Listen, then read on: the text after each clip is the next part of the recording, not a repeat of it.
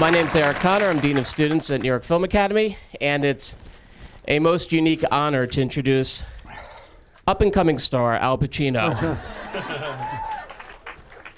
When I was about 9 years old, my dad decided he had waited long enough. It was time for his son to be a man. No bar mitzvah necessary. I had one 4 years later, don't worry. Time for The Godfather. Mm-hmm. So he rented it from our video store, remember those? Put in a VCR, remember that? And we watched The Godfather twice. And of course, we all remember that movie. And one scene in particular, I remember my dad really almost was like trying to teach me something. Mind you, my dad was like a patent attorney at DuPont. Not exactly an actor's actor. And the scene was, Michael is there at the hospital visiting his dad, and no one else is there. No security guards, no cops, no one. His dad is alone and defenseless. Who shows up but Enzo the baker for his father. And they save him. They move him to another room, stand outside with no weapons, just hands in their pocket. And my dad, I remember just looking at it, who, not the toughest man either. And he's like, that's how you do it. And I'm 9, I'm like, what, do what? Wait, who's coming for us, Dad? But he explained, there's almost no dialogue in that scene, and you can't take your eyes off of Al Pacino. And we have not been able to take our eyes off him for almost 50 years now, be it on stage or in film. And these moments he's created, not just roles and not just movies, not just plays, but moments. Think of them all, because it's really easy to. Michael explained to his brother Fredo that if he comes to visit their mom, to give him a day's notice because he does not want to be there. Or in Dog Day Afternoon, turning the entire borough of Brooklyn behind him with screams of Attica, Attica. Or jump forward a little bit, Scarface, where he introduces his adversaries to his little friend. Son of a Woman, when Lieutenant Colonel Frank Slade sweeps Gabrielle Anwar off her feet with a perfect tango, though he has no vision, threatens to take a flamethrower to a private school. And part of you kind of wants him to. Or TV, Angels in America. Roy Cohn, when he explains to his doctor he can't have AIDS, he has liver cancer. And tonight's movie, The Humbling, where suddenly a horse tranquilizer was like the greatest joke I have ever seen. And the next time I take my dog to the vet, no, I won't ask about it. He has given us so many moments, so many vivid memories, be it on the big screen, or the small, or on stage. And as this performance reminds us, he's got so many more moments for us. So ladies and gentlemen, Oscar-winning, Emmy-winning, Tony-winning, and I'm sure one day Grammy-winning, Al Pacino.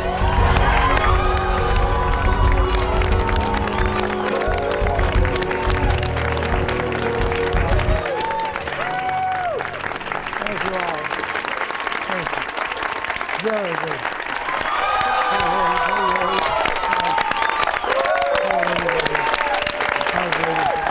How wonderful is this? Thank you. Thank you so much for that. Wow. What a movie and what a role. Honestly. Yeah. Oh, honestly. That's great to hear. Thank you. Oh, that's great to hear. What a nice room, and what a nice place this is. Wow, and what a nice reception. Wow. Well, you prepared us. First, Eric prepared like 30 minutes clips from your work. And I just love we saw Diane Keaton trying to leave you, and you say, don't leave me. And here we saw Comeback Shane. So women are leaving you, huh? Many people in this room know what Shane, the movie Shane. Yeah. I keep wondering, who under 50 gets Shane? Yeah. But it's a great movie, a great Western. And at the end of it, the very last frames, the little boy is yelling to the hero cowboy who's riding off into the sunset. come back, shame, come back. And it's Brandon DeWitt. Yes. Died in a car accident. Oh. But he was only about 9 or 10 when he was great. And he went on to acting. But that's a great film, by the way. Great Western. Yeah, classic. And it came to me. I wasn't in the script. So what I think is happening is I was thinking I was playing, I'm an actor in the movie. So a lot of actor things come up, memories of performances, and you speak in that vernacular in a way. That's your when I saw the movie, I really realized why you were attracted to it and why you even went to produce it, because you're really an actor's actor, okay? There are actors who go and they make a gig and then they just go and they ride their bicycles or their horses and they wait for the agent. I never met any like that, actually.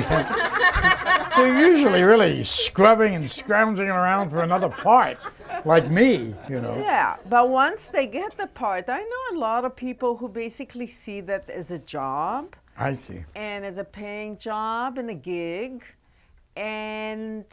But you seem to live it and to breathe it, and I heard you talk about it with such reverence for your craft. It's almost like a life calling, and you still want to experiment, and you still want to grow.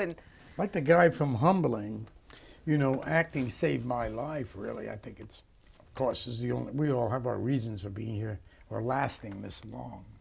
As Bertolt Brecht says, the problem with man is he's too durable. He lasts too long, which I think is a kind of cynical, but wonderful thing to say. It's very accurate.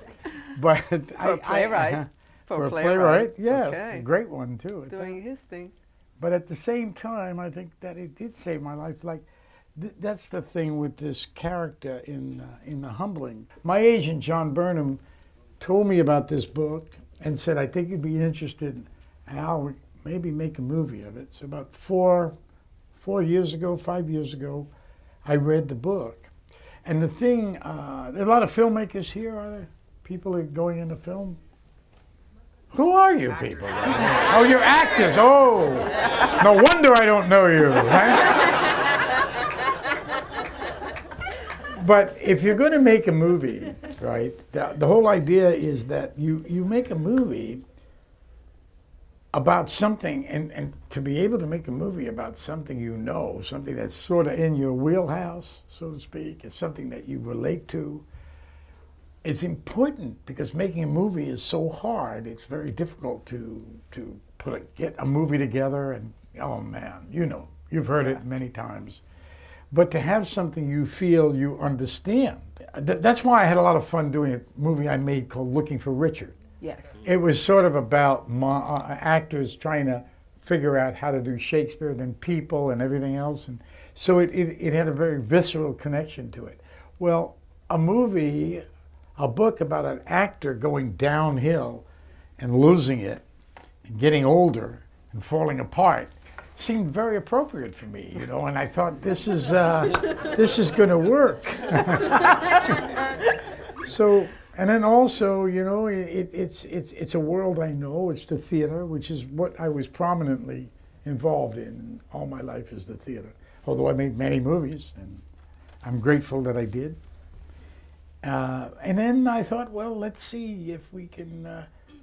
And I bought Mr. Roth's book, purchased it, and then got Barry Levinson involved, and Buck Henry, who wrote the screenplay. Buck Henry. He was one of the first guests here. Yeah, he wrote The Graduate, among many other things, and a guy with a sense of humor. I thought that the movie needed humor somewhere, subtext. You had to be here. They got every I'm so nuance glad. of the humor. That's what I they heard. Someone laughed told me and backstage. laughed. I was sitting next to two guys there. They had the best time. Oh, that's great. Because I tell you the truth, I wanted humor in this, and Totally. that's why I called Barry Levinson. Yes. And because Barry Levinson is just a funny guy, you know. But Buck Henry, that's what he does. And we talked about how to lace this movie, this tragedy, with comedy or humor. Let's put it this way, to find it within ourselves. And we didn't know we were making a comedy, but we actually did. It's funny, you know, so.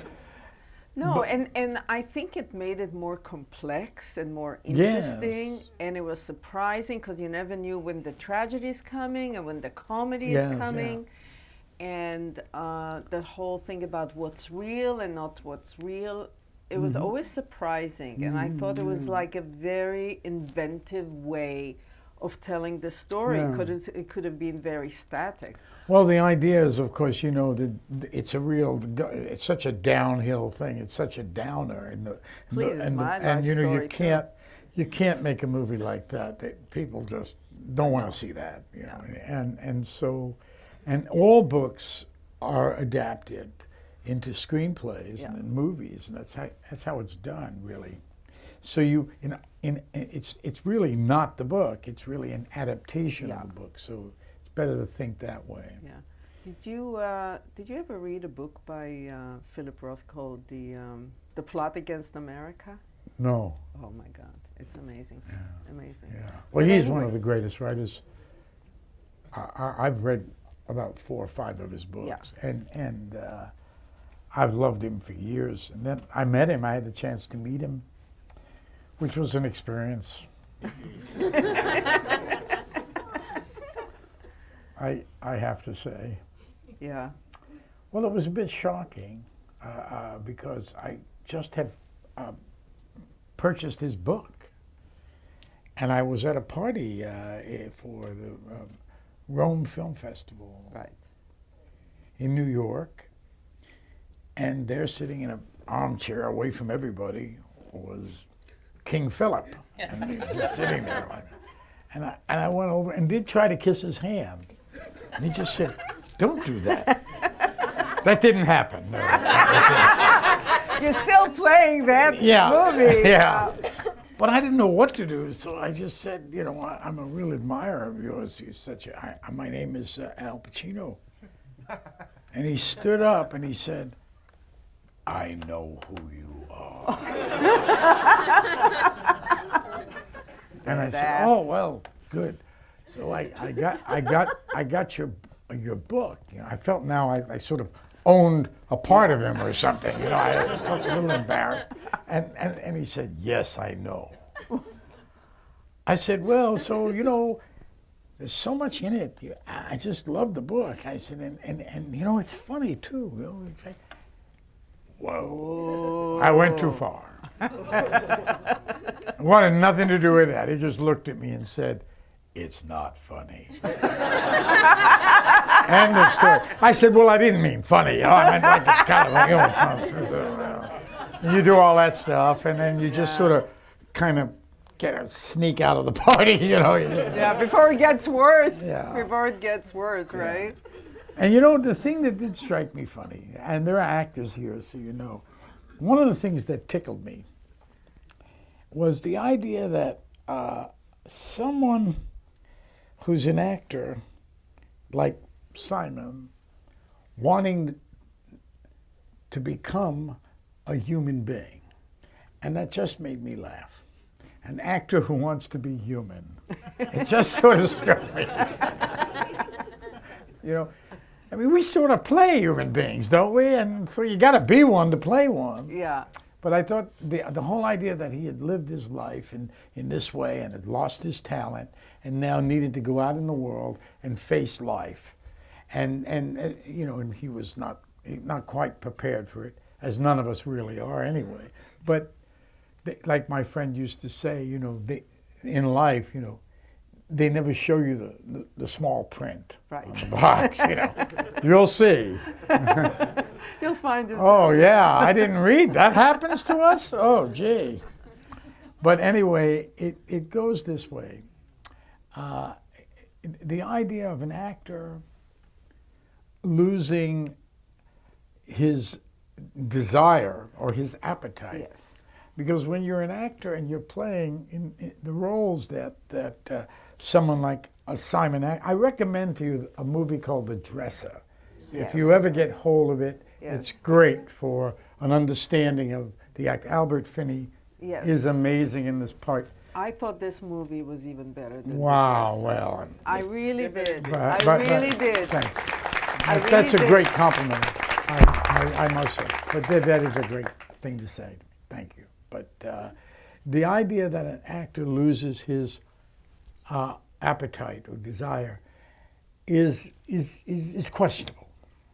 What happens, you see, athletes get older, and the athlete feels it in another way. Right. You know, because like they say, first your legs go, then your money goes, then your friends go. That's classic thing with athletes. Well, with actors, we last longer. And because there's other roles, and we cultivate ourselves. And with actors, if you continue to do it, your craft. Yeah, I have a great story about I did a play called American Buffalo. Right. I did it, David Mamet was, thank you. And I did it for many years, and I traveled all over with it. And I remember even getting reviews about the performance that, you know, they said I was sort of like a tiger, and I just sort of kept moving, and like it was like you never knew where I was going to go and stuff. And that was what was being promulgated, that whole idea of me doing the part that way. And indeed, I was doing it like that. And then I loved the experience of doing it over and over again, and the freedom that comes with that. I compare it to a ballet dancer who does a lot of the work, you know, the pliés and the exercise, hours a day just to be able to get on the stage and go.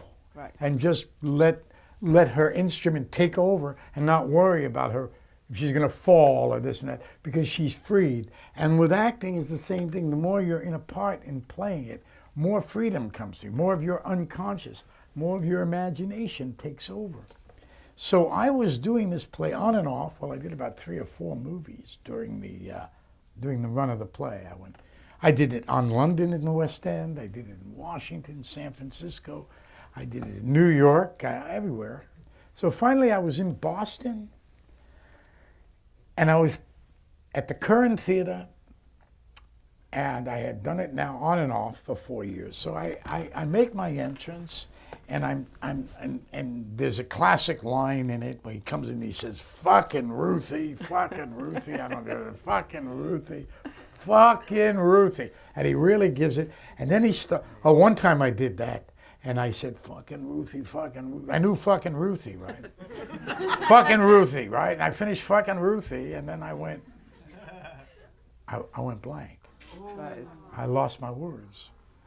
Can you imagine, after playing it for 1.5 years, and I'm young too when I was doing it. I was young, and I didn't know where I was. And I just stand there like this and wondering, whoa, how long can I go on saying "fucking Ruthie"? You know, I mean, I don't know where to go from here. So I look, can you imagine the other actor doing it with me for 1.5 years, and all of a sudden we're up on the stage, and he's like, huh? He's just standing there like this. Well, anyway, I finally got the line. Somehow they came back. Something came back. Maybe he prompted me, said something like, where were you? Were you in the restaurant? Yeah, I walked into the diner right this morning. Then I went right into it. Right.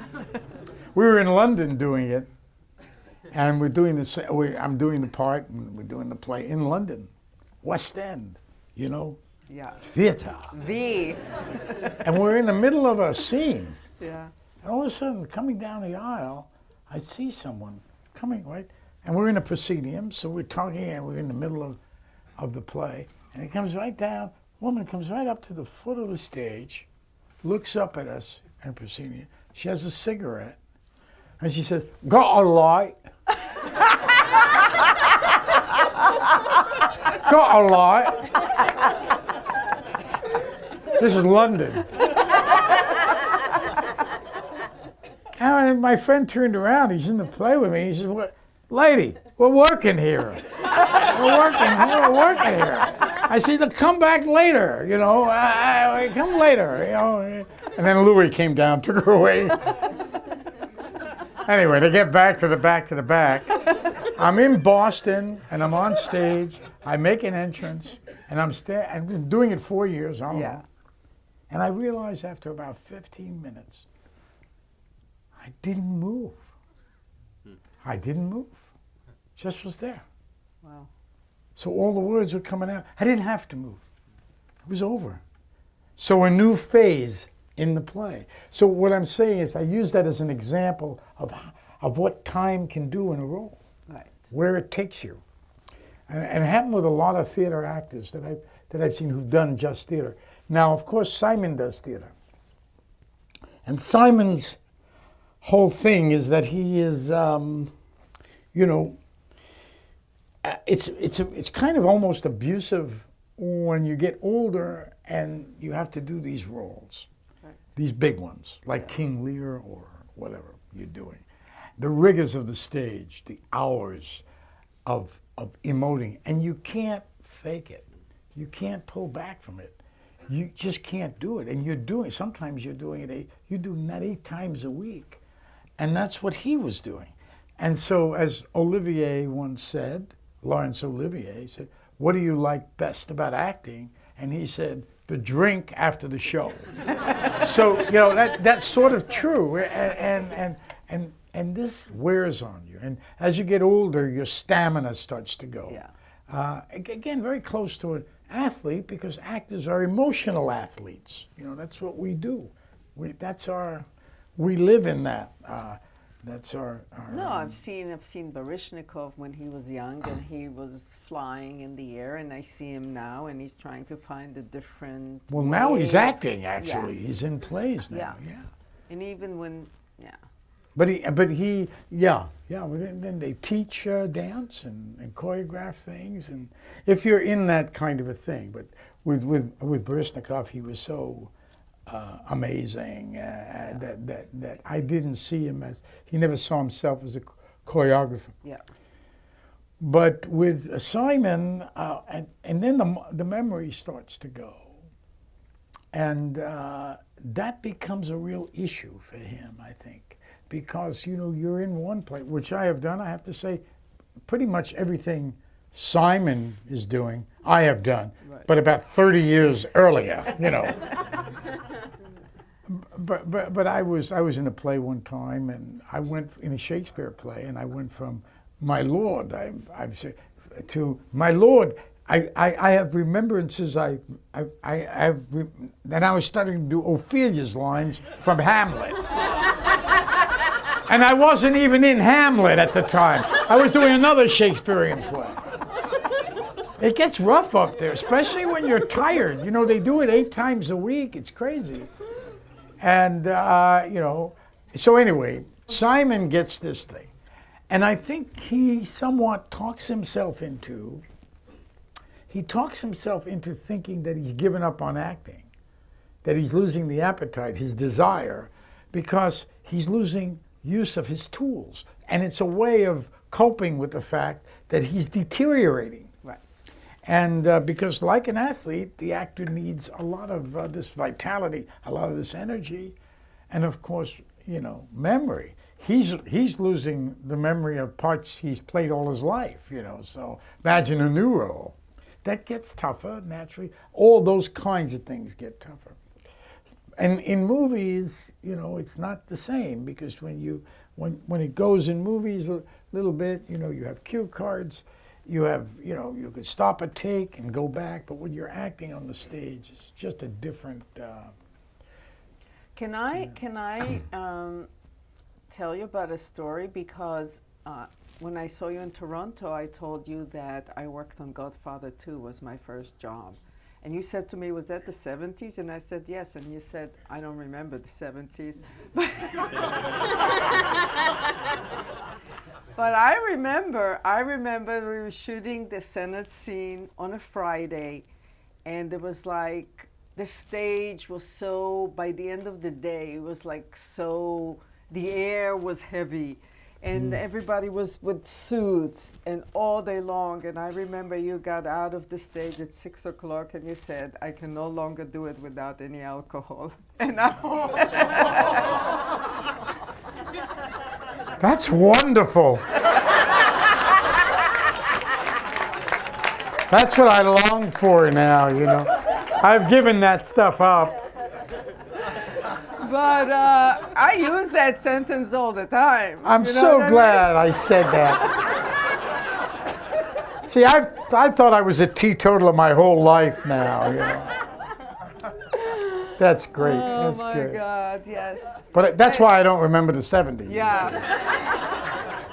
And one day, the first day in the office, I see somebody coming and he has like this big head, brim head, and he's like bundle of energy. And I'm like, who is this guy? And they said, Pacino. I said, that's not Pacino. What are you talking about? No way. And then I go to the set, and now you have the clothes of Michael, Yeah. and your hair is like this, and suddenly you're transformed into Michael Yeah. Corleone. And what I want to ask you is, how big a role does the costume and the makeup and all of this play in shaping the Yeah. character? Quite a big part of it. You see, I come in like that, having had a night out, you can imagine. And I got bells on and hats, and I'm scarves, and I'm swinging around. And slowly, the great Dick Smith, you know, the makeup guy, Dick Yeah. Smith, he'd look at me and just say, okay, Al, they're calling me and stuff, you know, you're a little late. I say, yeah, okay. He says, okay, when you're ready, you know. And then the hat goes, the scarf goes, the face is up, and the boom, the slaps in the face, the wacky. Here, drink this tomato juice is down. And I'm sitting there, and slowly the music goes on, and I hear it, and boom, and he's making me up, and you just sit there, and you come together into the character. It's called preparation. It's a kind of form of preparation. Yeah. You know? And you just start to turn it, and you're looking at yourself, and you slowly, and then, you know, you're depressed by the end of it. You go out and play the role. I was happy before the day starts. And then, but I'm glad you mentioned that, because that's a real example. It's a vivid example of how you start the day and you then wind up as Michael. Somebody, an actor once came here and he said that he imagined himself that there is like the clothes of the person that he's supposed to act to be, and that he's like stepping into the clothes. That's and great. Somehow Yeah. they're laughing. I put my best suit on today to be this guy you're talking to now. No, it is true. You know, everybody has a different thing, you know. Yeah. That's what method is, really. It's everybody's method, everybody's way of doing it. And, you know, whatever is going to get you there. Yeah. And you know, and I think with Simon, a lifetime, and then also what comes with a lifetime of doing things, you know. You develop a way, you develop that thing known as technique, but you're always trying to, finally, you're just trying to free. I love the line that Michelangelo said in a poem, Lord, when he was doing the Sistine Chapel, he said, Lord, free me of myself that I may please you. Oh. Free me of myself that I may please you. Wow. Meaning, get to that place in us where we're not censoring ourselves or trying to do it good or right, but rather connect to whatever it is we're trying to say in our work. Become. Absorb it and become it and let it come out and let the unconscious free. And that's what, I strive for that, and I rarely get it. If I do, it's for a moment or two. I got to tell you, and then I just go in there. Sometimes, I got to do a role. Sometimes I'm given a role. Happens all the time, actually. What am I saying? Sometimes. I mean, every time somebody says, we got this part for you, and I actually say yes, which is always foolish. I say, yes, I'll do it. And then I'm in trouble, because then I got to look at the empty canvas, and I got to say, wow, I don't know anything about acting. I don't know anything about anything. And just do, what am I going to do? And you start. And the hope is that instead of figuring it out, you find it. And with enough experience, it helps to, it's part of the, you know, you can't do it without craft. I'm sitting there watching The Royal Family once on Broadway. I'm sitting there, I'm like young, and I'm watching it going on, and there's Eva Gallion and all these great actors in this play. And then this actor comes into the room, and his name was Sam Levine. Okay. Great actor, Sam Levine. Was that his name? Who's Sam? Sam Levine. You don't know Sam Levine? He was in a movie with me called Justice for All and Just for Oh. Sam Levine, a great actor. Okay. But like amazing actor that we hardly heard of, right? There it is. And then, but I'm sitting in the audience, and he comes into the room, and he opens the door, and he comes in. And I was stunned because it was an entrance, but it was like nothing I'd ever seen. Wow. Because it was, and I realized while I was sitting there that I couldn't do that. Just opening a door and coming in. It was 50 years of experience. So it was no longer just a guy coming in, opening a door. It was magnificent.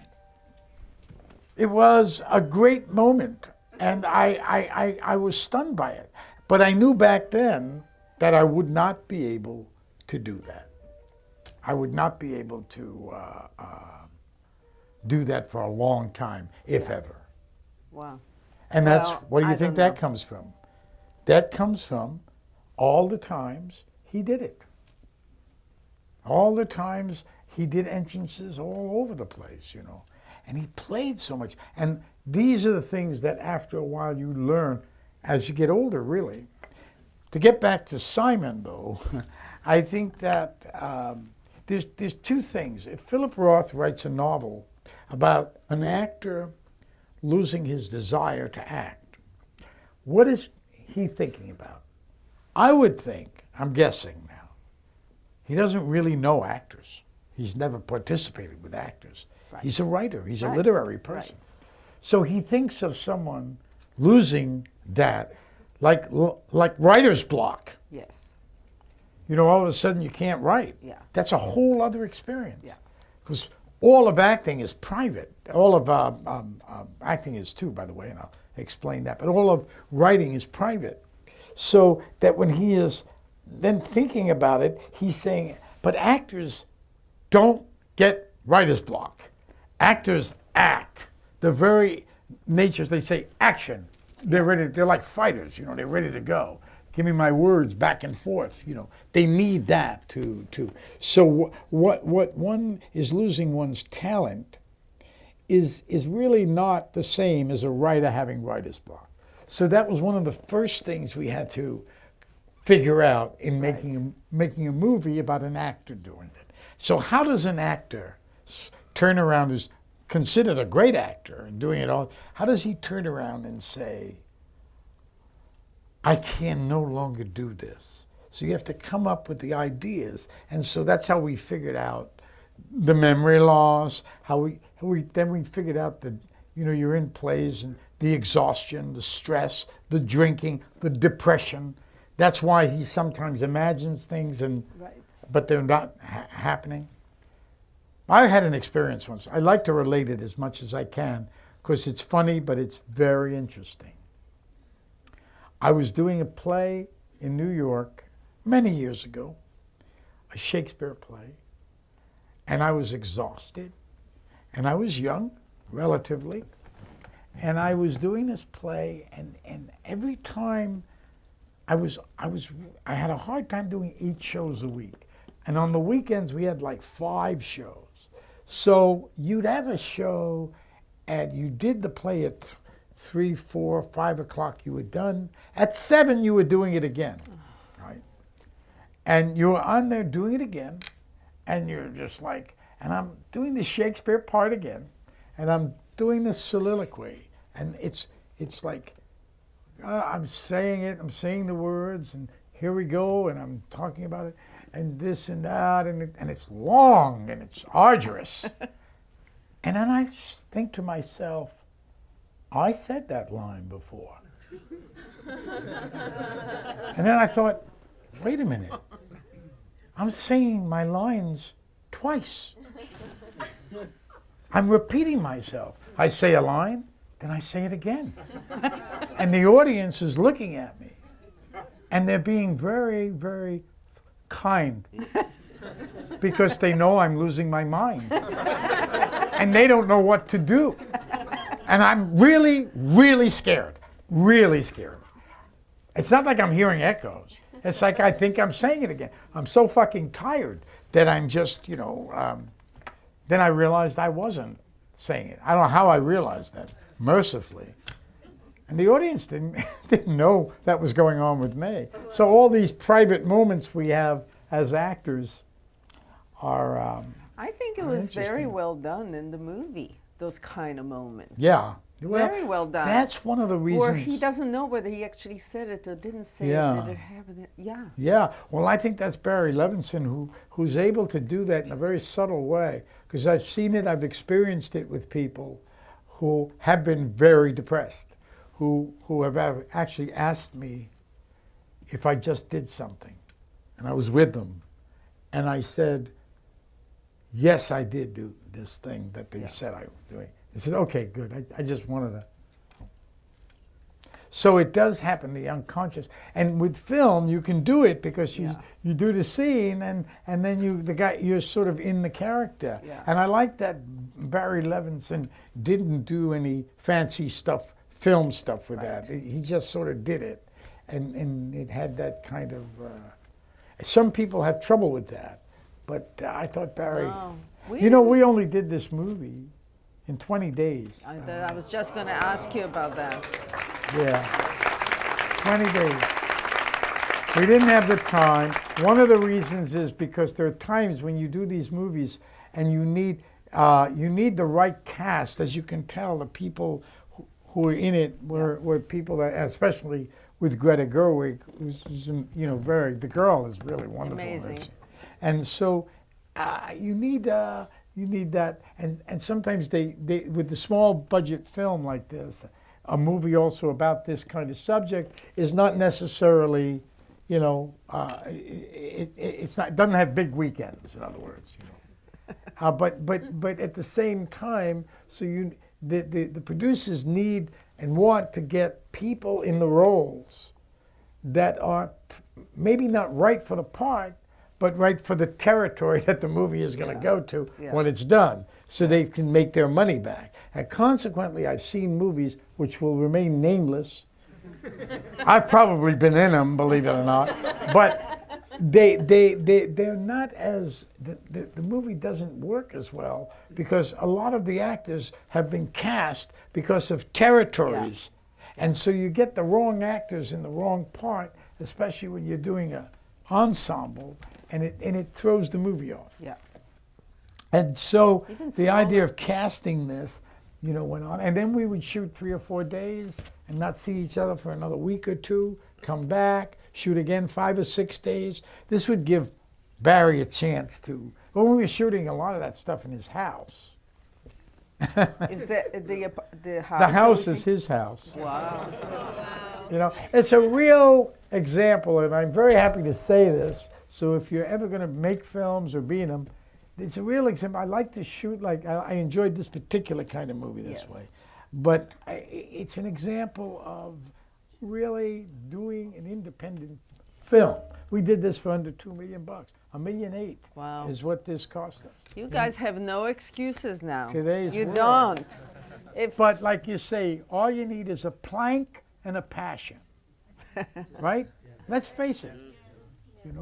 I asked my little daughter when she was little. Now I got one of my daughters. I asked her. I said, Julie, how do you play a blind person? How would you do it? She was like 3. She just did it. I said, well, no way. I can't do that good. So I got to go another route, But if you got the feeling for it or the passion for it, and that's the trick. Mostly you don't, really. But when you find something like this that you have a sense of and you want to express it, then if you can do it, then it's worth doing it for whatever it is. There are movies, though, you know, you can't do Exodus for under 2. You know what I mean? Just can't be done. I want to open up for I'm sorry, the I've been talking students here. for questions. They would rather hear you talk all day, No, believe me. I love questions. Where are they going? Oh, my. God. Oh my God, Exodus. No, guys, he can't answer everybody's questions. Oh my God. My question to you, Al, is what preparation do you do with your director to help you with your performances on screen? Well, usually it depends on the director, and I've worked with directors who work a certain way. The preparation I had, for instance, on this one was Barry. I went to Barry with this material, so we got to do it in that way. We got to know each other from that, although we knew each other from before. He wrote "And Justice for All," movie I did long ago, and also he directed Kevorkian. That was on HBO that I did. Yes. And I got to love him and like him and want to work with him all the time. I wish he were here. He'd direct me in this or something. But I like him a lot. And as we worked, you know, on and off for a year, 2 years, we're working on this thing, getting to know each other. And so the shorthand comes. And he'll say to me things on the set like, I don't think so, Al. I just don't think that's going to be... Do we want to go in that direction at all? I said, well, I don't know. He said, well, why don't you just say whatever you want to say here? And he would do it with such ease. Yeah. He's so smart. Because I tell you,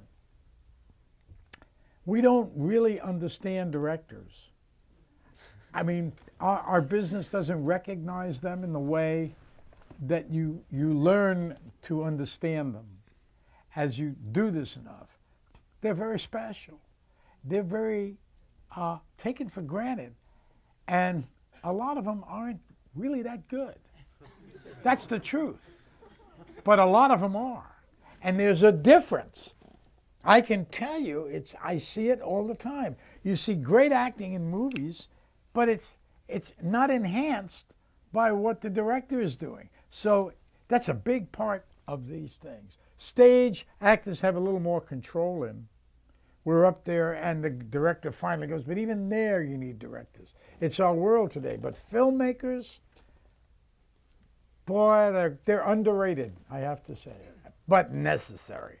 Most of the good films you see wouldn't be good films without a great director. Thank you. Hi, Mr. Pacino. Thank you so much for coming. It's a great honor for me to have a chance to talk to you. My question is, what's the process of preparation for the role of Lieutenant Lieutenant Frank Slate in the movie Scent of a Woman? Yeah. Which I like so much, by the way. Oh, thank you. The thing about that was, again, you get so used to doing that stuff and you're around the directors. First of all, you're lucky when you have something to do, like, you know, work on someone, become someone who's blind. So you do all the things that, there are a lot of accessible stuff out there to us, easy stuff, we all know. You're playing a blind person. So you go visit. You know, you ask your 3-year-old, of course, you do that first. But then you go to places. I went to these great places where the blind let me into these institutions. And I talked to them, and I walked with them, and I learned. And I could see the difference of how I used one of those walking stick. The difference early in the movie and later in the movie. So you practice too. Practice on your anything you got there, and playing that. For instance, the hoo-ah, right? That came because I was learning how to assemble and disassemble a 45 in 45 seconds. And that ain't easy. You know, you got to take it apart and all. And I worked literally for weeks on that, months, just figuring that out with this lieutenant colonel, who would say to me every once in a while, when I did it well, he'd just go, hoo-ah. Hoo-ah. I said, finally said to him, what is that? He says, well, you see, that's the way I talk to the troops. If they do something good and they get in line like that, and their suits are straight and their medals are straight, I just go up and say, hoo-ah. And that got into the movie. That wasn't written. Yeah. So I put that in the movie. Marty Brest liked it and kept it. All information will be given on a need-to-know basis. Hooah! Where's Daphne? Let's get her down here. Hi, Mr. Pacino. Hi. My question is, what is it about a role that you gravitate most to? Say again? What is it about a role that you gravitate most to? What is it about Gravitate. the role that you gravitate most to? I had a little trouble with that word, gravitate. That you like I got to most? look it up in a dictionary. You know? The roles I gravitate mostly, I'm sorry. I go home and gravitate about it. You know what it is, primarily? It's the story and the script. If I see the script has this light, I can really like it, but if there's no role in it that I feel I could identify with, so sometimes I have a reading. I just recently did it. People will remain nameless. Okay. I recently had a reading of a movie this guy wrote. And I thought, gee, this guy writes well. I'm going to have a reading of it. So I read it with other actors, and I didn't particularly feel it. I didn't feel connected to it. So I didn't do it. You know.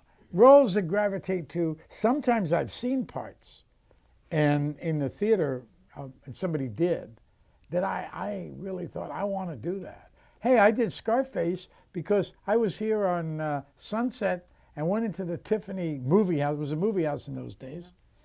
Where are we anyway? Is this California? We're in California. I had one of those just now.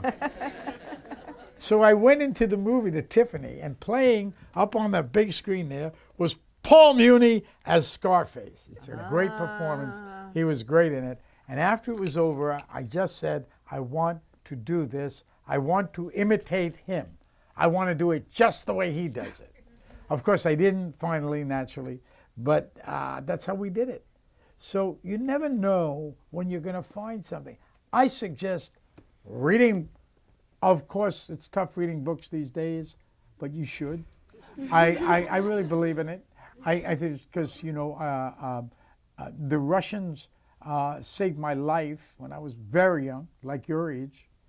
And doing plays, if you can, if you're actors, because the plays are what roles that are challenge you and stuff, are very good for you.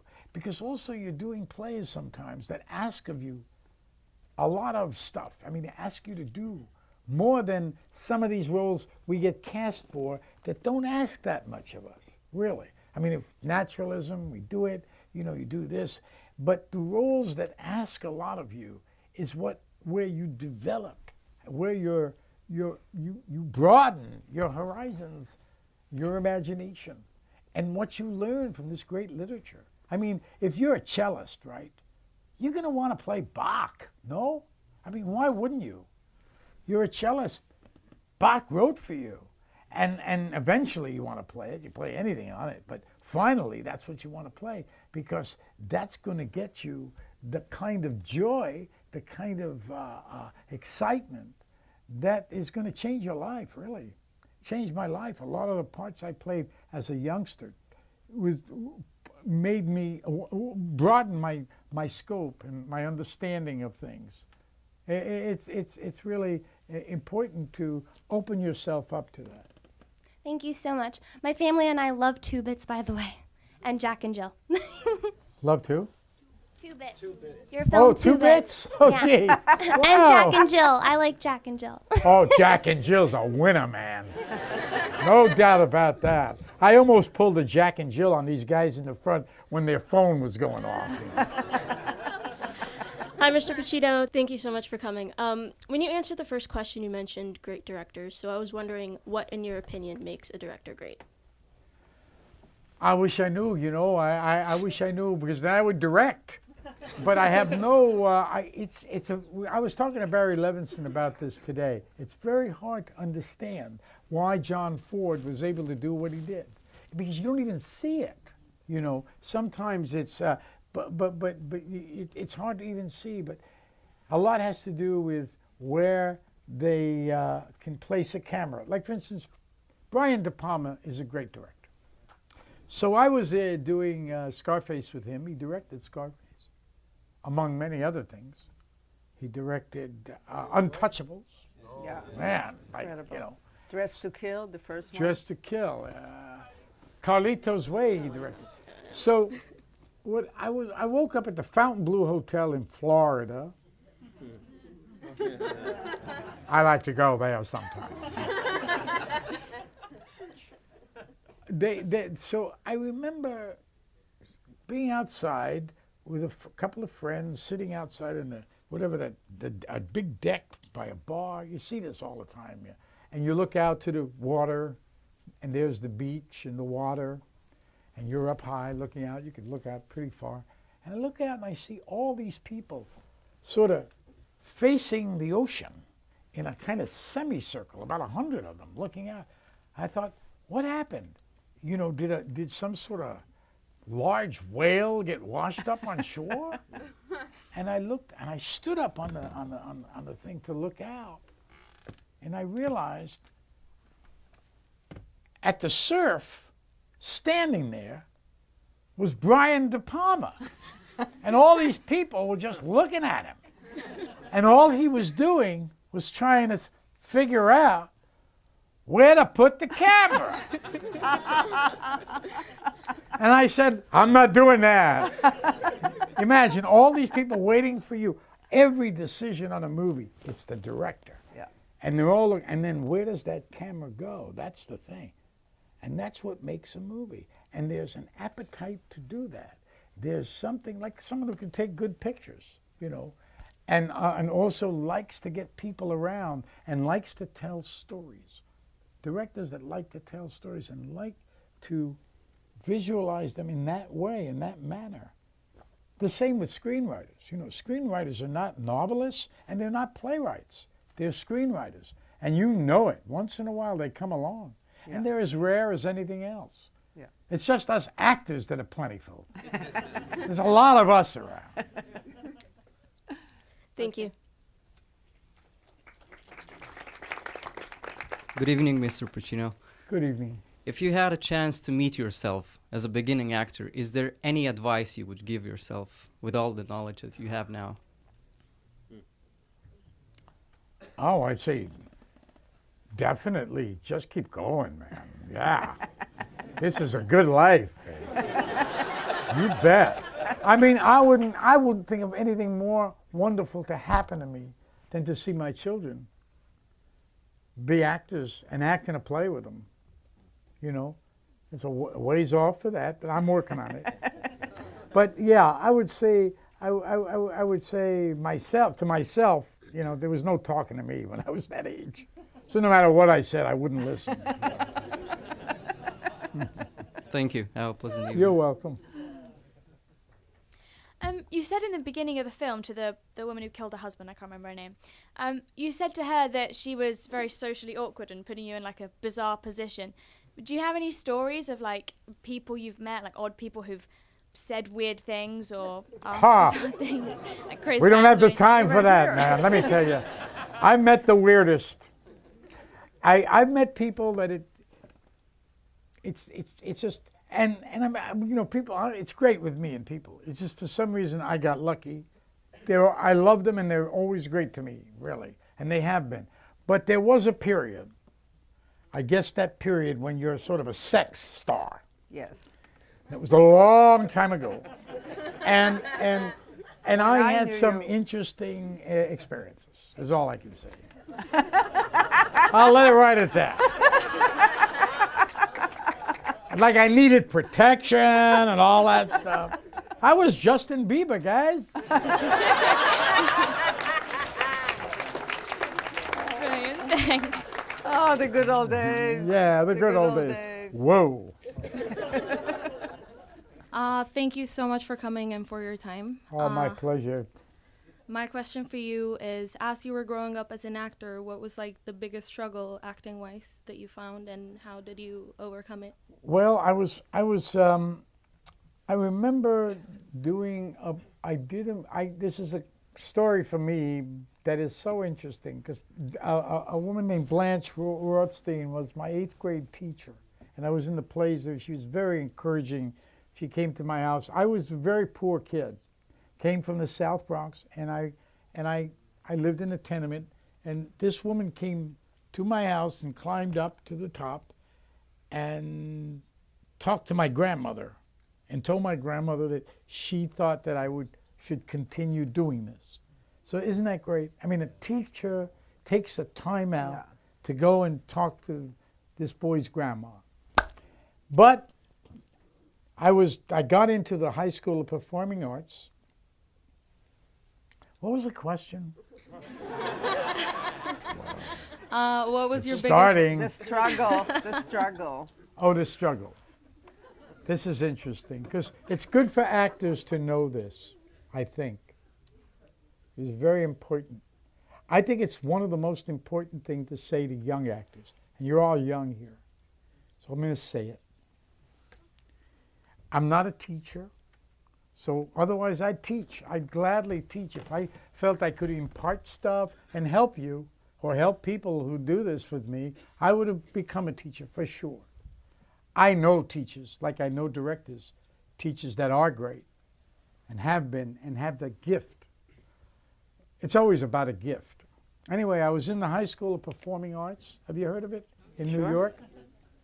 Good thing. We used to dance. I remember the most thing I remember about that is we used to have co-ed dancing at lunch. I'm in the acting class, and I didn't get it. Now, there I am, all of 15 years old, and I'm in all this school. I'm taking academic, and we have acting in the morning and go to different classes, ballet, voice and speech, all that stuff. And it's quite an impressive, they have teachers there and stuff that are. So I had been in the junior high school plays and elementary plays. I go in there, and I didn't get it. I didn't get this method acting, Stanislavski, thrown at us at this age, and I couldn't compute it. So one day it was, you got to go home, and you got to come back with what you do at night at home. I thought, I don't know how to do that. What do I do at night? First of all, there's about 9 of us in 3 rooms, okay? So I don't do anything in my room. They said, what do you do in your room at night? So I was too shy to say, I don't have a room. I live with other people.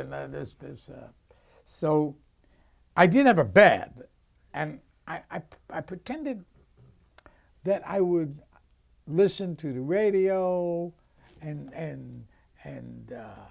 I would look in my autograph book, meaning, at the end of a year, you get an autograph book, all your friends in the school sign it and stuff like that. So there I was it was my turn to go up there. And it says, because I was having a tough time in school, I thought I was going to get thrown out or I was going to quit because I wasn't doing what they said. I didn't even know what I was doing. I said, what happened? I used to go do plays, and now I'm being serious. So I get up there. They say, okay, Al Pacino is now going to do Home when he's alone in his house. So I'm sitting there. I'm on the bed. And I'm going, da, da, da, da, da, da, da, da. Oh, and you can hear them giggling. And oh, is he bad? Do, do, do, do, do, do. Papa, turn the radio on, Papa. Oh, and there's my autograph book. Whoa. So I open the book, and I start reading it. And I'm reading the book, I'm turning the page, right? I turn this one page, I read it, I look at it. I turn another page, and then I start going back, right? I start going back to where I was, and as I'm going back, the teacher gets up and says, stop! Stop! turns to the class and she says, "What was he going to do?" And they all looked and they said, "He was going to tear that page out." And I was. And I thought, what the hell was that? She said, "You are the great Sicilian actors from Sicily," and she starts going crazy. And I'm sitting there thinking, what the fuck is she doing to me? And all of a sudden, I'm like all of a sudden, and everybody in the class is looking and saying, what's she doing? She went crazy. She saw something in me. She said, "You have the fire of whatever." So now, I didn't know what I did. All I knew is I was doing, but I was thinking something, and it was communicating. I guess that's what it was, but I was finished after that. All I ever did after that was walking around looking into my navel. I couldn't know what I was going to do. My acting was over. I didn't know how to act because everything I did mumbled. I wasn't expressing myself. So if you're asking about what the problem was there, it is listening at an impressionable age to someone telling me something that they meant from the heart. And I'm very happy she did. But of course, a youngster listens to that and thinks that's the way to go. Trust it, you'll find your own way to go. Because in acting, a craft will come. Acting is really doing a scene with someone in front of people and doing it again and again and again until you start to be able to find your way. It's all about finding your way. When they tell you different things sometimes and you do these things and you don't feel them and you feel that you should be doing it because you were told to do it or you heard about it, then you better check yourself. Talk to somebody about that. I think I was caught up in that. I didn't know what acting was anymore. I used to act big like this, but it still was felt, you know. It wasn't the style. I would have eventually found a way to bring it down. But once I did that and my own, you know, I wasn't too advanced, so I thought I was being told that this is the way to do it. Not that there is anything wrong with that, because it was real low key, because I really was going to go back and rip that paper up. No doubt about it. That was going through me. I believe in that. That is called great. That's called acting. That's method acting. That's what all the actors have done. There's no one method to teach, you know. And I've always believed that's you know, that's very important to have that sense of that you are expressing something, but I lost my train. The struggle is to find it actually and believe in you. Yeah. The wonderful thing about performing it is that you find the things you key into, and it does come. You've got to keep doing it. Is my feeling is you got to keep doing it. There's no other way to express it. But I had a hard time for a while there, you know, until I was around 21 or 22. I didn't know what I was going to do anymore because I was just like lost, and because I was trying to do something that I wasn't my daughter when she said being blind and just went around like that. You know, that to me it's important to be able to go on your own with your own knowledge of things and get experience. Go see plays, movies, watch, you know, see what it is and engage in it and all the things we were saying before. Very easy for you to do. You're playing a doctor, you go talk to a doctor. You find ways. You know, there are a lot of little things you learn with technique, and every once in a while, boom, you hit the part that you can connect to. Then when you connect to that part, then you know why you're doing this thing. And, you know, there's a lot of Shakespeare out there. I did Shakespeare. I did a part. All of a sudden, 4 or 5 years later, I was able to do the part. You know, it's you're talking to someone who's talking about things from experience, so it's hard to understand now. But you got to trust yourself as much as what people tell you. And what works for you, what you hear, you say, gee, I can use that. Or somebody says something, or you see something in class and a teacher says something. You say, I relate to that. You got to relate to it. Try not to be, if you could help it, diligent, oh, I'm going to get it right kind of person. Because if you're going to get it right, there is no right. In art, there's only you, your person. And I think that's all I got to say about that. Because I'm confused. Thank you so much. You've confused me.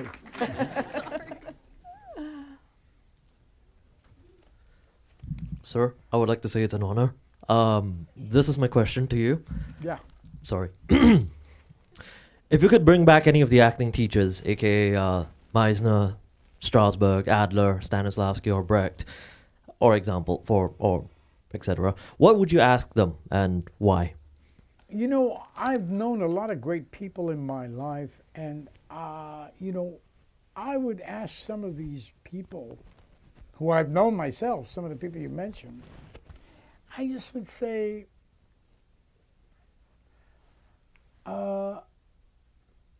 what do you think about the price of eggs?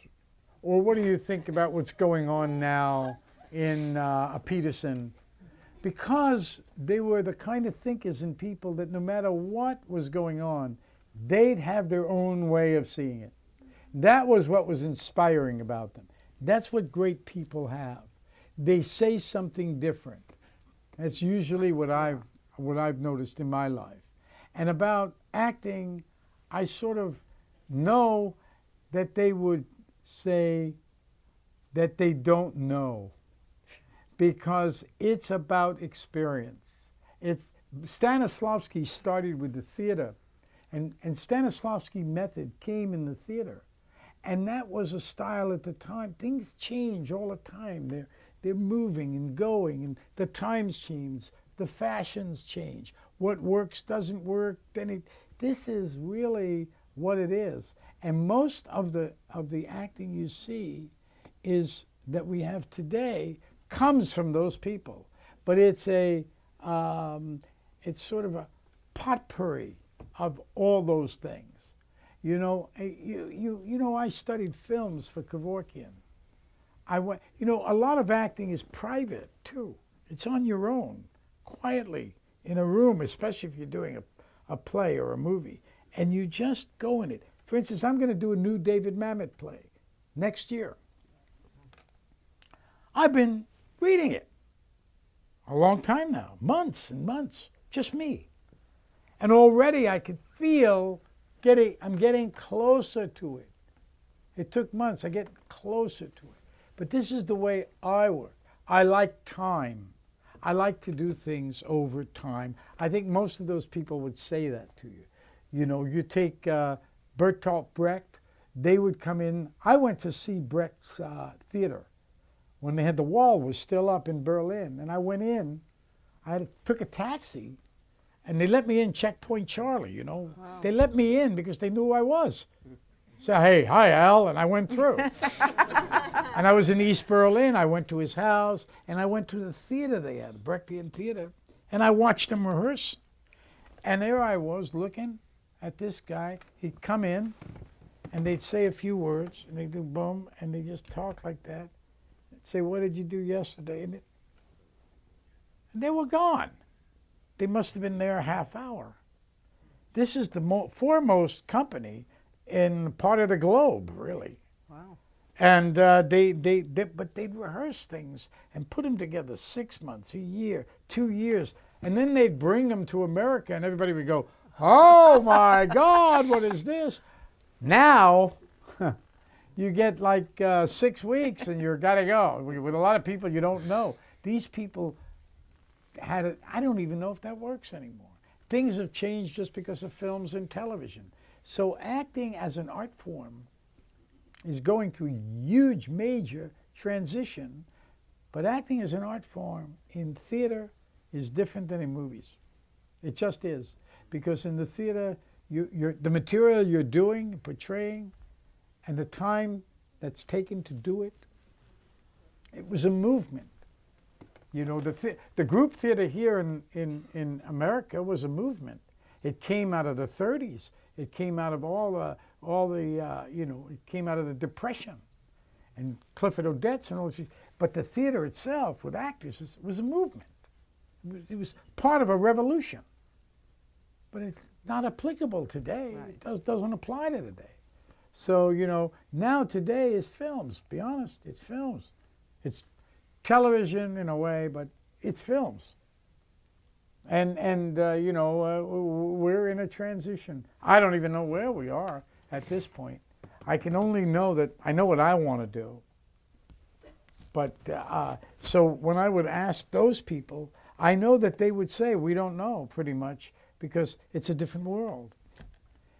Those groups came out of a need to express something about the world at the time. Right. Thank you, sir. Interesting. Hello. Thank you very much for coming. My question is, how do you prepare for a character who is a real person?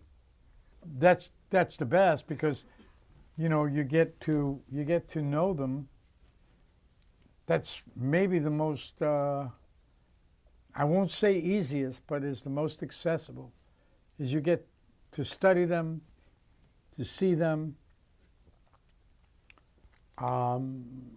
I know I looked at many. I worked with Frank Serpico when I made a movie called Serpico, and the real Serpico and I became friends, and it was a real. It was very important to be around this man because he stimulated me, his imagination, and I was very taken with that. So that's really something to access if you have it, a real person. I'm also maybe going to play Napoleon, you know, so I've been seeing him a lot lately. But you know, you study him. I looked at a lot of films on Kevorkian, and I studied him for the outer stuff. But yeah, I mean, it's so much too is the writer, the playwright or the movie writer, the screenwriter who gives you the role. That's the person you're really in contact with. When I did Roy Cohn and Angels in America, it wasn't really Roy Cohn. It was Tony Kushner's rendering of Roy Cohn, his interpretation of that character, which was a great character. Yeah. Like Richard III, which isn't really real, but Richard III was made by Shakespeare, was a real character, Richard III, but that wasn't who the real Richard was. Yeah. So I don't know how much good it would have done you to see the real Richard, because Shakespeare was just basing it on that character, not imitating him, or it was metaphorically. So I like that because it's yet another tool to get to yourself. Being able to have someone you work with who's the person you're supposed to be in the movie, it just stimulates your imagination. Sometimes you get a kind of a thing of the person, the way they just, you know, you absorb them. You're around them enough, you absorb them. And then you even find your voice goes a certain place just because that's how they talk. So you change it a little bit, but you get there that way. It's great. Thank you. You're welcome. Hi. Hi. So when starting out, how did you get through times when you didn't have acting work? Yeah, that's a tough thing. Yeah. That is tough. When you have this stuff and you want to do something, but there's nowhere to let it out. You have no outlet. You don't know what to do. And you're an actor. It's a real, it's one of the vicissitudes of acting, really. It's strongly difficult. Sometimes I got so bad with it that I did parts I didn't want to do, that were the wrong thing to do, because I was so... I know actors, big actors, very famous, who cannot not be working. That's it. They got to work. And they're lucky enough to be in a position that they can do things. Not everything they really want to do. I would suggest having the actor's studio like I have. That's a place a go-to place. Not many people like that, to do that. But I would go there. I encourage doing your own projects. Any camera you could get or any ideas you can get. I encourage going to auditions as much as you can. Working, acting class is good too, if you know, just have that class you go to. But I was lucky I had the actor's studio. And that was a good place to go to. Thank you. But it's tough, I know it. Evening, sir. Hi. What's the most important thing that acting has taught you? It taught me that, let's see, the most interesting thing it taught me is that, that's a really good question because it makes me think. It taught me to love people more. It taught me to, I feel more a part of the world. We're all actors. Only some of us can really do it. Some of us, you know, we have the ability to do it. For God knows what reason it comes. It's a gift. And the desire to do it. And it taught me that desire can sometimes trump talent. Yeah. Think about that. So that you may not have as much talent as you think you have. But if you have the desire, your talent will find you. Nice. Wow. Thank you, sir. What advice can you give to actors that are transitioning from theater to film? That's a good question, because I got I think a fairly good answer for that. I was doing a play in New York, and I had to. They were coming in to do this thing I really don't like, which is take motion pictures of the play, because they're going to show it on TV in the reviews or something. And every time you see poor actors on a stage in a play, because it's not, and they're on television all of a sudden, and you say, why would I want to go see that? They're screaming, you know, and they're all animated, and you're saying, where the fuck are we? Where are we? So I just don't like that. So I asked, they were doing it, and they were there. They had cameras there like these here now, and they were taking pictures.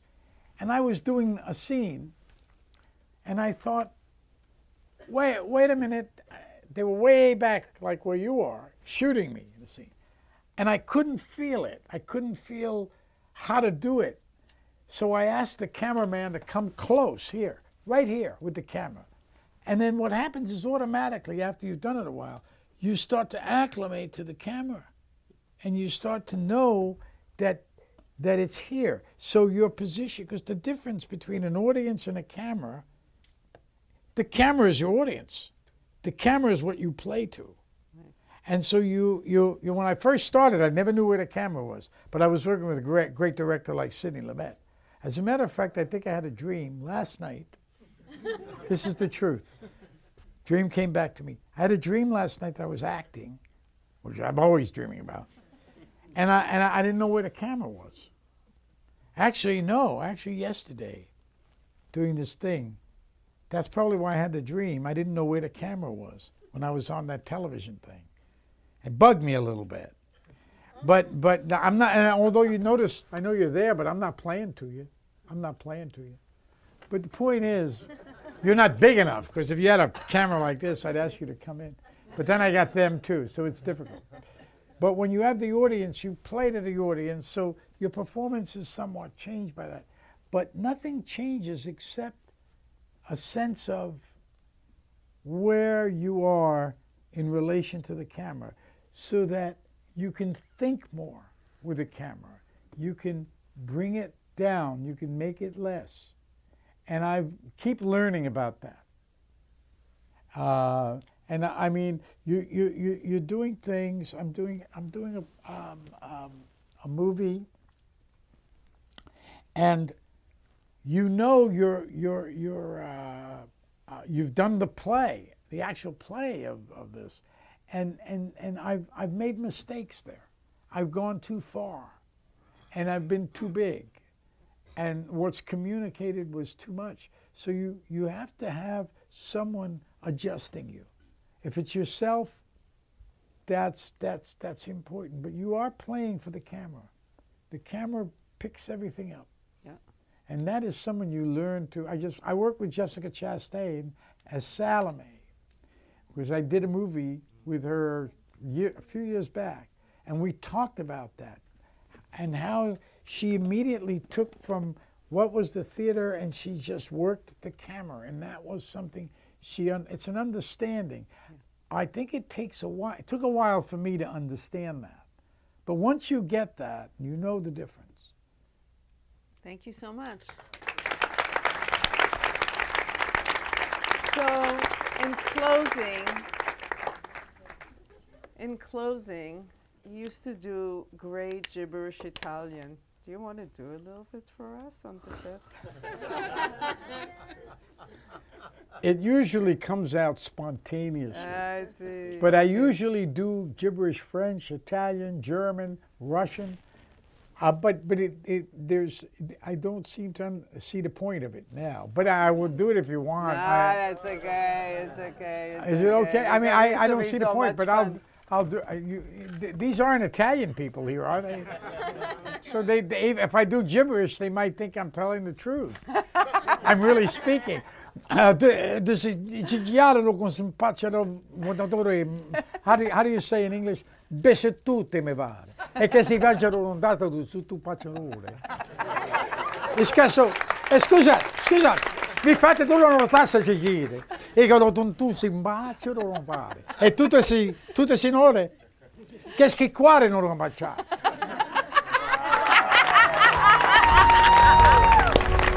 Thank you all.